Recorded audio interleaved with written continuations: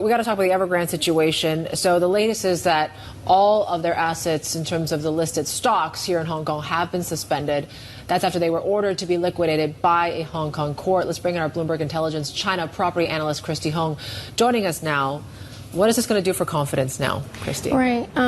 I think our biggest concern is how this liquidation of Evergrande is going to impact home buyer sentiment in China. We see since Friday there has been a slew of policy support for the sector, easing of commercial property loan rule, as well as Guangzhou rolling back its home purchase curbs, and then also China supporting property projects financing. But, with all the policy efforts, I'm feeling that, this event is going to deal another blow to confidence, and which I think is going to take a long time to heal.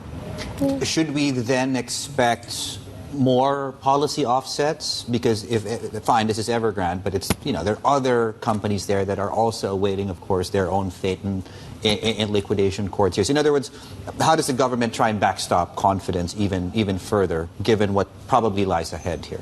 Yeah, I think the reason wave for policy support is almost like the government doing, having its preemptive measures to, what Evergrande is going to face in terms of this liquidation as a backstop to confidence. And I think in the coming months, we're expecting, more easing of down payment ratio in China's T1 cities, more rolling back of home purchase curbs. We saw Guangzhou on Saturday, Shenzhen could be next, or Beijing and Shanghai if we don't see a sustainable pickup in home purchase from buyers. There could be more policy support coming up.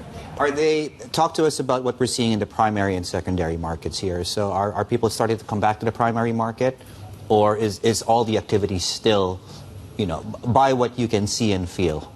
Right. So in 30 cities that we track, we see that second-hand homes made up 53% of total transactions, which is versus 40 to 42% in the previous years. And you can see buyers are pivoting to second-hand homes because what you see is what you get. And there's still a big lack of confidence from Chinese buyers in thinking about pre-sale home from private developers, because you see, we're 2.5 years into this liquidity crunch for Chinese real estate sector, and people are really not confident about private developers' ability to complete pre-sold properties.